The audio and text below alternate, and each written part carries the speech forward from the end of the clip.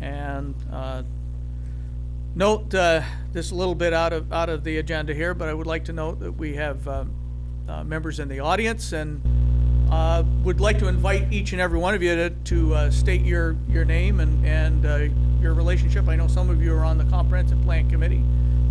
Start, Barry. Barry Ferguson on the Comprehensive Planning.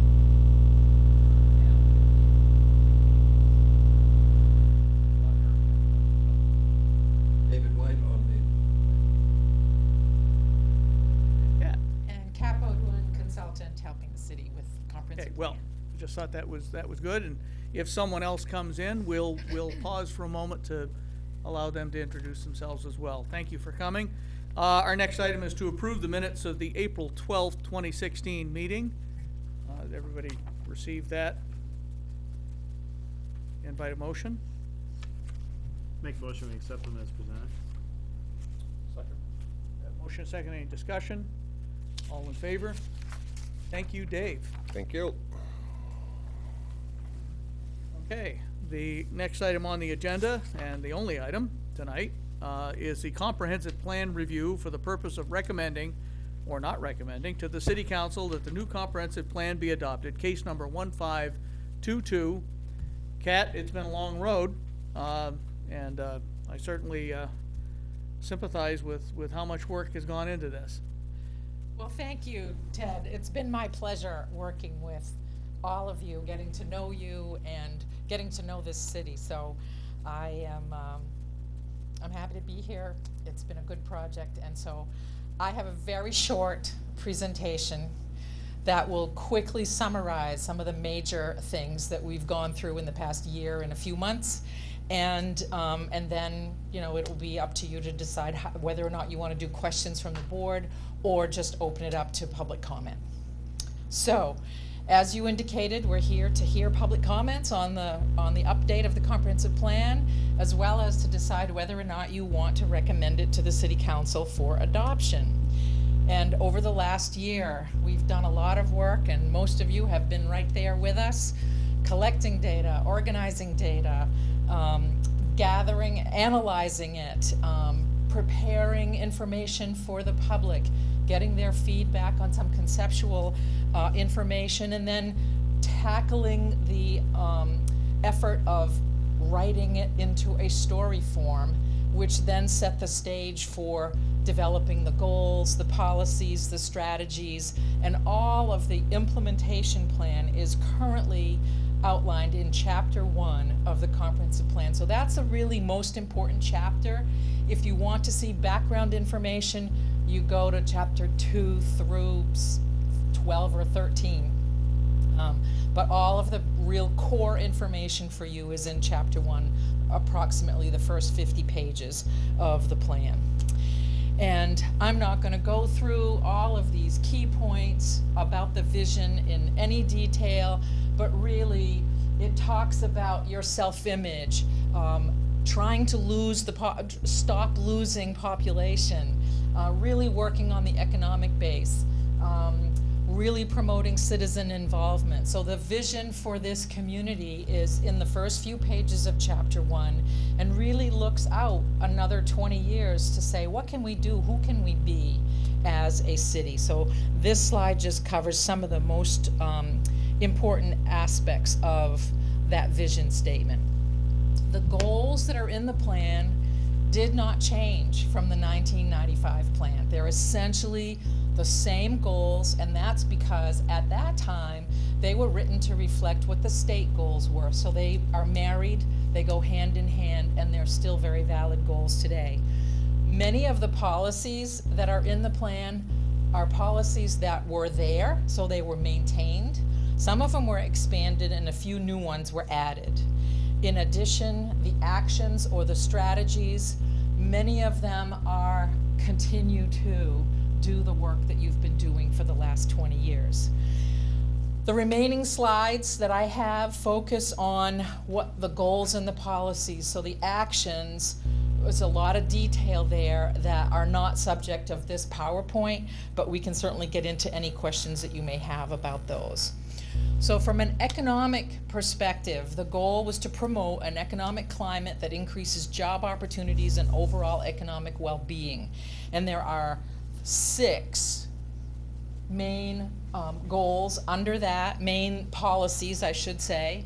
Expanding the mission and the makeup of the LLC, making sure that we encourage small business growth and creation, continuing to encourage the development of the business park, Stillwater Avenue, downtown being the big economic corridors and making sure their roles are distinguished so they don't compete with one another, and then expanding ecotourism. Those are the main policies in the economic section.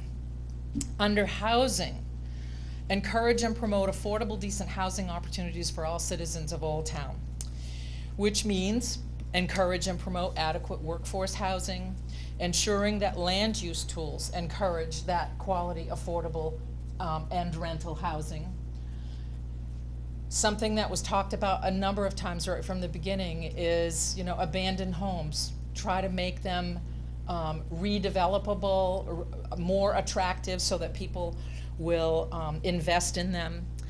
Promote owner occupancy, especially in multifamily dwellings, and encourage and support the regional housing coalitions, working with them to solve some of the housing needs, some housing issues that you have. And in terms of student housing, the policy was to really focus in and create more of a neighborhood style as opposed to large dormitory style student housing.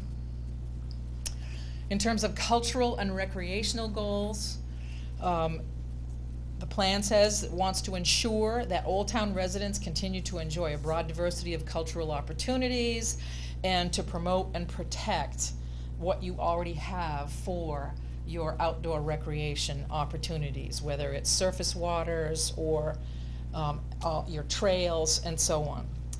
Clearly, the library is a big part of that. You have many recreational and cultural facilities and programs, so the policies to continue to support those. Assure that public access to open space is available. These are all things that are not new to you. And then continue to protect historic and archaeological resources. In terms of public facilities and services, maintain the public facilities and services and plan for them as you grow, as you change, as different places in the community develop. Focus your public service needs to respond to those. Efficiently meet them and provide for the public services so that they do promote and support the growth that you are wanting to experience. Natural resources, there's a lot of stuff here, but you folks already have an A in that area. There's so much that you're already doing. So the goal, protect the quality and the quantity and manage them well, protect critical natural resources and encourage agriculture and forestry.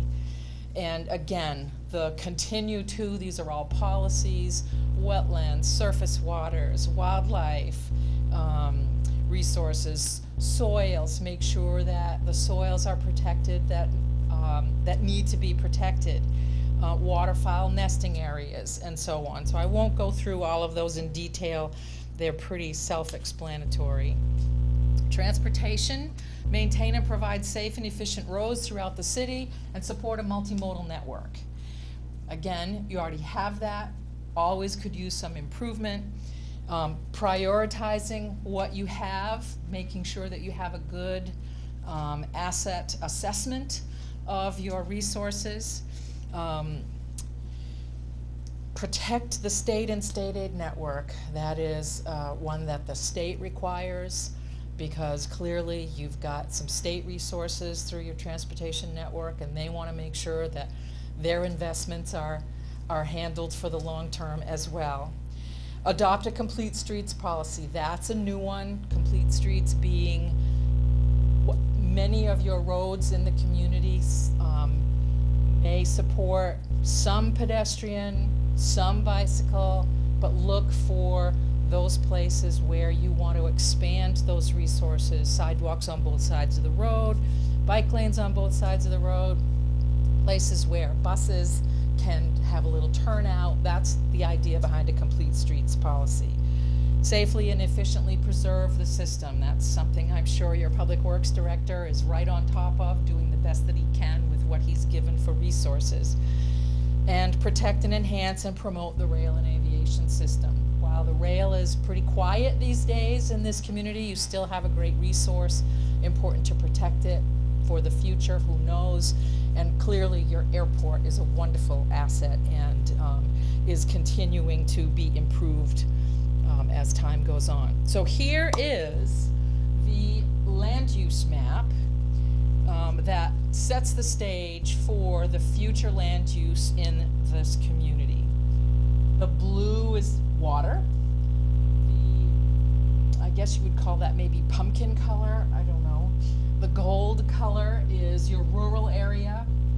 The yellow is your growth area.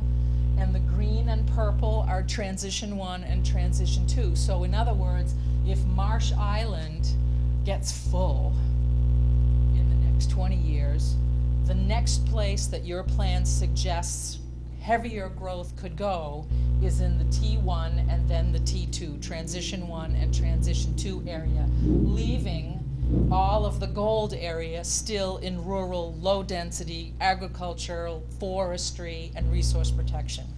That's the essence of the growth future land use map. And then in terms of future land use, in general, simplify the development process, include standards that create the desired image that you want to have for this community. Develop a performance standards manual. Right now, your performance standards are in a variety of places in your ordinance. It would make it a lot easier to implement. It would make it a lot easier for people who are using the ordinance to understand what it is expected of them if you have a performance standards manual. And then adopt scenic view protection standards. So those are general future land use recommendations. In terms of the rural area, in the residential area, retain the R3 and 3A, but consider impact fees. That's something that has had a little bit of controversy in terms of discussion. The idea is it's there, it allows you to pursue that if you choose it, but where the way that it's written, it allows you to just say, it's okay if we don't do this, because there's a lot of pros and cons to impact fees. In terms of Pushaw Lake, we know that there's an issue with properties being able to refinance and or even to sell because it's a seasonal pond district, the way that it's listed in your ordinance today. So this recommendation would change that R4 zone at Pushaw Lake to R6, rename it the Lakeside Residential Zone so that it could allow for year-round uses, but at the same time you want to continue to protect and preserve the water quality. And then there's a recommendation to pursue making Woodland Avenue a public street at some point. In terms of the landfill, retain the existing landfill zone, that's pretty straightforward, but assure that the zone permits recreational use so that if there is a conveyance of land to the city, that it could be used potentially for recreational purposes in that area. The transition area, I've just tried to describe them here. The uses that would be allowed in the transition areas are the same as what would be allowed in there today. So the zone doesn't really change, but there are some suggestions for maybe having the lot size have a certain frontage length, certain number of driveways per property, so that you're limiting how much it can grow and allowing it to eventually become more like Marsh Island in terms of its density. So the growth areas, which is essentially Marsh Island, right? Dominantly Marsh Island is your growth area. In the plan, we talked about increasing the density in the R2 zone to 8 dwelling units per acre, which equates to somewhere around 7,500 square feet per lot, and allowing maybe up to 3 units on that one lot. That 8 dwelling units per acre is what also supports a transit system, so that's kind of a target that many communities are using when they're increasing the density in their residential areas, that at least 8 units per acre is what can better support transit.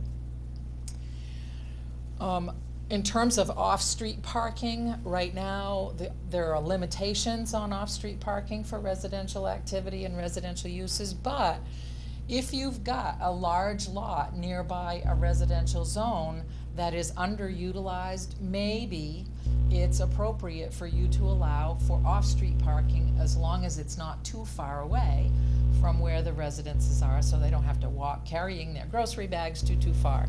But that's a recommendation that's included in the plan to allow for a little bit more flexibility in there. Revise the uses allowed in the residential zone to make sure that they are complementary to the downtown zone, and also to maybe limit the number or the type of conditional uses or special exceptions, so that you are really streamlining your ordinance.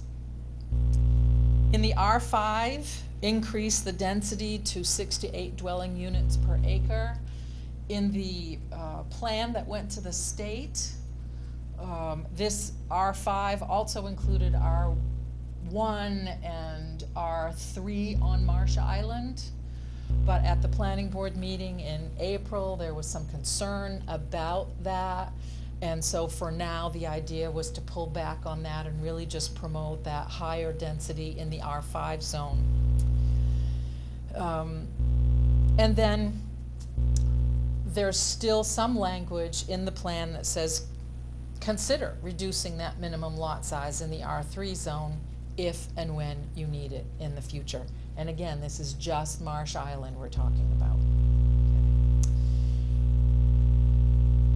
In terms of industrial areas, the plan currently suggests that at Expera, that whole industrial zone be redefined into a mill redevelopment district, and to be very generous with the kinds of uses that are allowed there in order to promote its redevelopment. At the energy park, we had talked about making the I-1 and I-2 zone all I-2, but we decided after the planning board meeting in April that we would leave that alone. I-1 and I-2 will be retained there, but just make sure that your I-2 zone allows for cogeneration, which was a recommendation of economic development. And then in the downtown, it's currently the C1 zone, and the idea is you may want to change its name, but the focus is going to be a mixed-use zone in the downtown, and to take the I-2 designations that are in the downtown where Old Town Canoe was located, and turn that into your mixed-use downtown area. And now, growth areas, in terms of mixed use, R5, we talked about that being higher density, but now maybe you want to think about also expanding the uses allowed in that area. Designate part of R1 in Stillwater Village for mixed use and higher density. Again, that was something that was discussed at the April 12th Planning Board workshop, and it's a consideration as discussed in the plan, so you may or may not want to expand or increase your density in those areas. In your C1 zone, your downtown, make sure that it includes the ability for people to do office and residential on the upper floors, reserving your retail space on your main floor, and look to standards that will minimize your special exceptions and conditional uses, so that you are streamlining your administrative process. And then another thing that came up in some of the discussions at the end of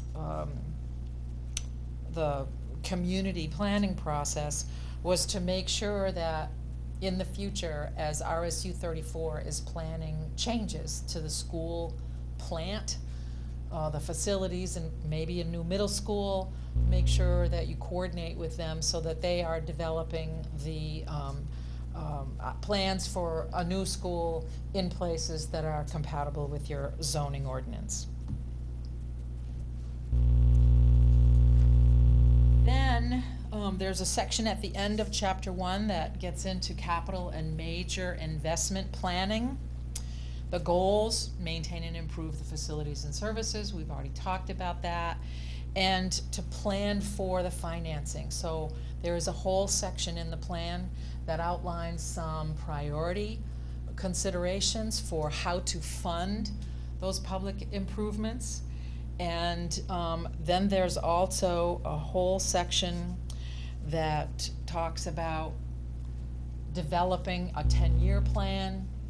From that 10-year plan, developing an annual capital funding plan, using the prioritization process that was on the prior slides. Continuing to use the reserve accounts, but maybe make them more dedicated than they are today for very specific things.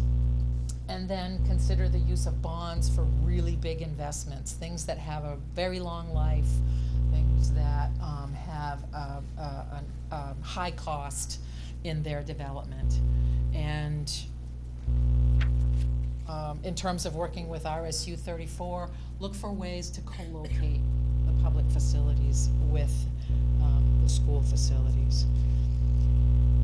And then there's finally a section on regional coordination. So continue to work with the Bangor Area Comprehensive Transportation Study in Bangor on transportation, continue to work with RSU 34.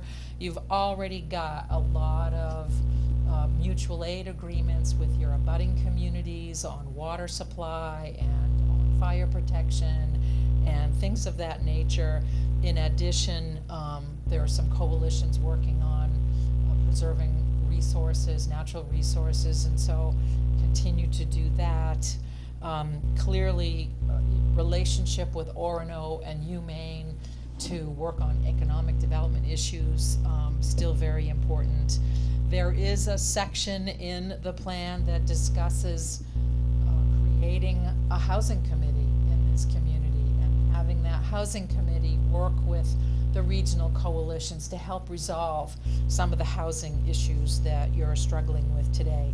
Similarly, with the social service organizations, when we were talking with those groups, there were many who had some overlapping and potentially conflicting services, and it would be great, and they all agreed, if, to develop basically a compendium so that people could understand that when you need XYZ, you go to ABC, and then they could coordinate with one another as well, these organizations, so that they could make sure that they weren't leaving anybody out in the cold, so to speak. And then another regional coordination issue has to do with working with the land trusts on outdoor recreation opportunities. And so you've got a list, a little template there to continue working on regional coordination. These are all things that the state looks for when they review a comprehensive plan. And as you know, we submitted the plan back in March to the state, and a couple of weeks ago, we got a nice letter from the state that said, good job. You've got a few minor things that require correction and or updating data or just clarifying certain points that were made. And all of those letters are in the back of the plan in an appendix so that you can see those letters. And the plan in the appropriate places was footnoted so that people who are reading it can look to Appendix D or whatever it is for the DEP letter that suggested a change in a particular area. So And the board I think, has those in their packet. right. Can Kat, can you just take a minute here for our record here to expand a little bit on the state review process? In your experience, was this an easy time with the state, or that has it been more difficult with other communities to get their approval? Yeah, no, I think the state was, they did a very thorough review, because if you saw some of the nature of some of those letters, they got right into line 10, paragraph 2, page 29. You got some very specific comments, but I think that they were very comfortable with the amount of information and the way that it was laid out in this plan. The final letter that we got from Phil Carey, who is the person at the state who collects all the state agency comments and is responsible for making sure that the plan is approved, was very comfortable and very pleased with this plan for this size community. You know, he was congratulatory, let's put it that way. And again, from the 30,000-foot view, which is what this is, just expand just for a bit, again, for the record, why we have to have a comprehensive Yeah. plan. Yeah. Just in a short statement. Yep. So a community is required to have a comprehensive plan if it's going to have land use ordinances. And the purpose, the reason for that is that if there is a challenge to a particular section of your land use ordinance by a person who's applying for a permit and doesn't like what your ordinance says, you need a comprehensive plan to refer to that has the guidance for your ordinance. So that's essentially why it's important to have a comprehensive plan.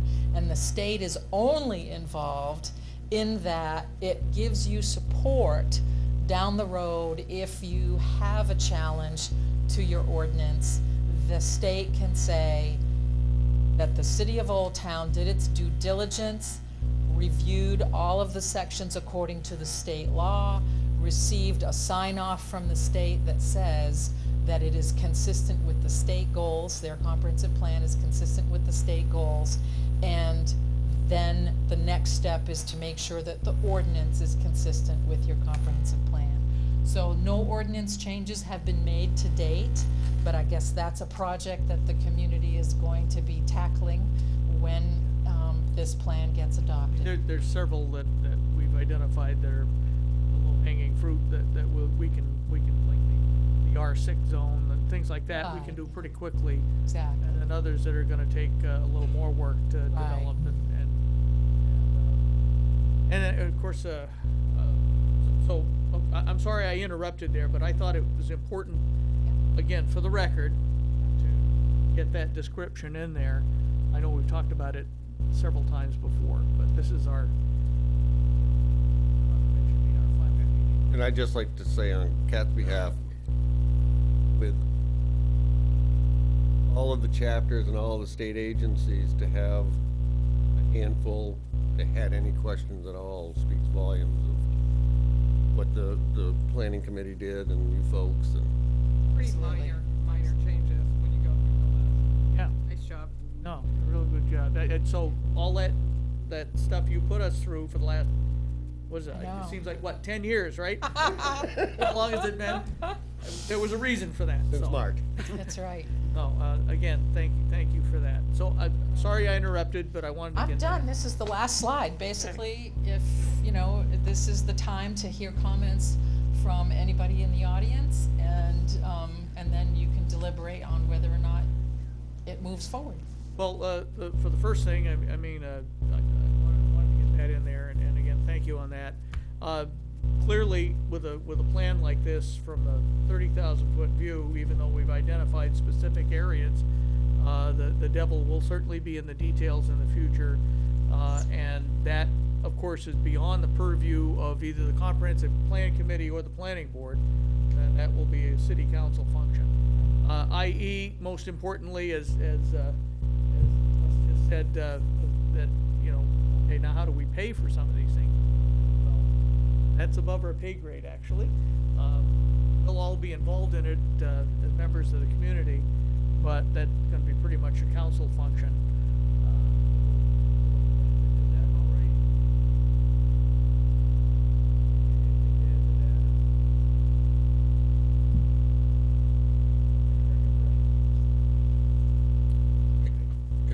as far as paying for the ordinance changes or looking at the bigger pictures for building a new school or a new public works facility, is that more what you're thinking?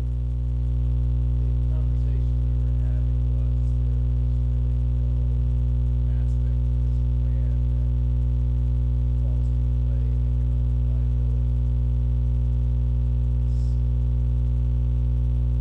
Again, that's beyond our pay grade, and But I think if, it's a plan to kind of guide the city in the appropriate direction. It's up to us, as citizens, to say yea or nay. Correct. And the plan will be a template to make sure that we stay out of trouble, if we do come up with an ordinance consistent with the plan and state goals, then it will, it's something that we can. I didn't really understand this myself, the reason for doing it, until we got in the middle of it. But that's the main purpose of the comprehensive plan. Right. And if I could add, the only thing the state cares about at this point is that you update your ordinances to reflect your plan and to do as much of that as possible within the first 2 years after the plan is adopted. So you've got some time. And we've got a good matrix in there, a good schedule that lists those priorities in the plan.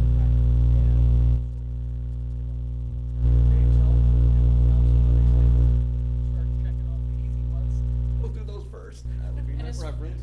And as far as the other items that are not land use ordinance related, most communities will create a plan implementation committee. It could be the planning committee that gets reconstituted, but then they look at the plan and they pull out on a yearly basis the 4 or 5 things that you want to work on. So you don't have to, oh my God, there's 300 pages in this thing, and how are we gonna do it all? First of all, it's a 20-year plan, so you tackle a little bit at a time. And that's how other communities do it. They'll create a committee, and they'll create an annual work plan that says, this is what we wanna focus on in the coming year. Obviously, things will change. I mean, who could have predicted Absolutely. what's happened in Old Town Absolutely. since 1995? But we've got a template Yep. to start going down that. I'm not quite sure how that's actually going to get done. Actually constitute a committee. the ordinance work.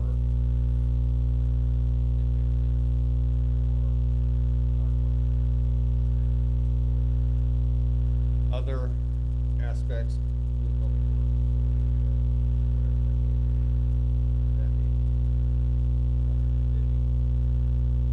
Below some things, and they, correct me if I'm wrong, but they may look at them and think, we really need to start funding these, or start funding these today, so in 10 years, 15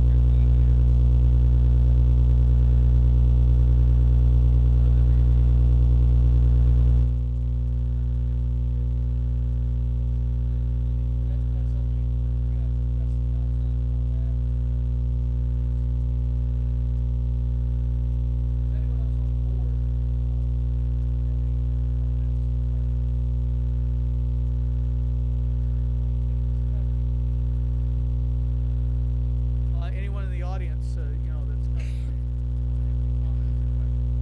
If you've had a chance to look at it, I'm sure you've read every word.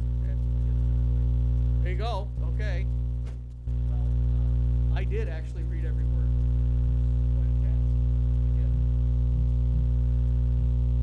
All right, so we are at the point where we've discussed this. Thank you, Kat, for giving us the overview. I mean, considering all of the information that is in that plan, that is a very succinct and concise overview of what it is we came up with for the last 2 years here. So, I think that's a good description. That's what we did. And our next task is to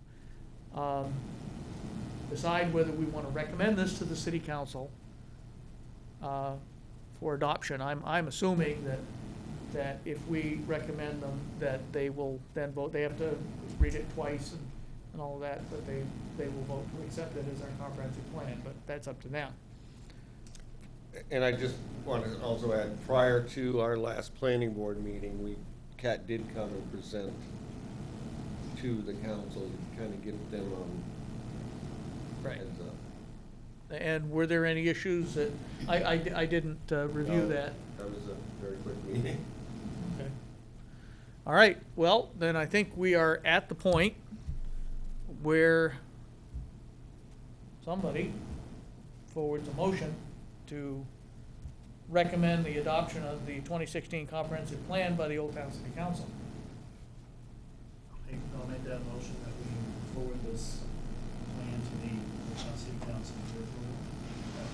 Is that what you want me to say? That's it. Is that all I need? I think What that's about it. these amendments or comments that are made by they're incorporated in there? They're already incorporated into, And they're in the back sheet. that was just showing you what When they change. the questions were and As long as changes. it's all reflected, that's all. They are all, Okay, so we have a motion to recommend to the city council that we adopt the comprehensive plan.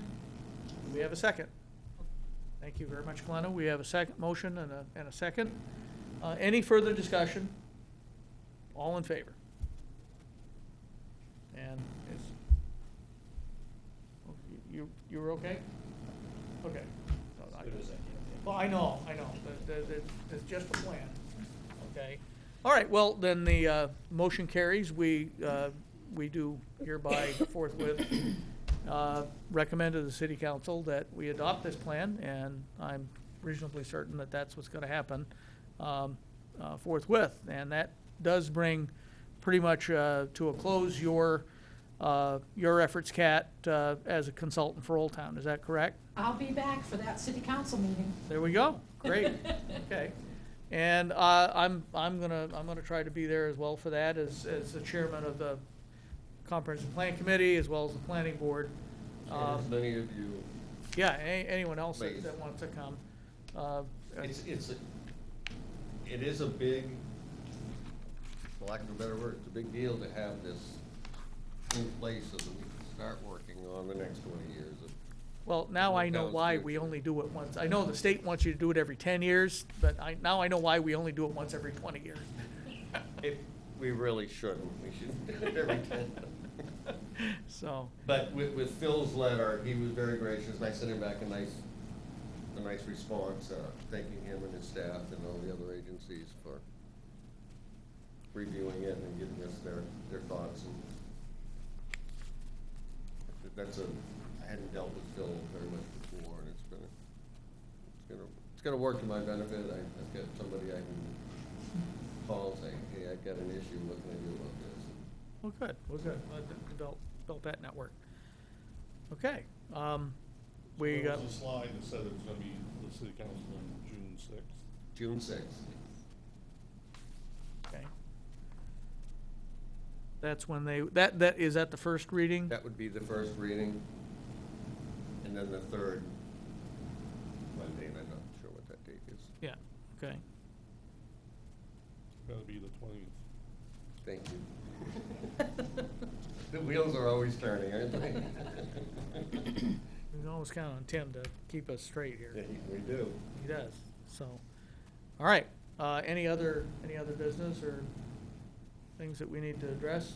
Have something for us, Dave? Just one thing that I have the plans here for the housing authority, that at the last time we had done up conditional language that they'd show the dumpster.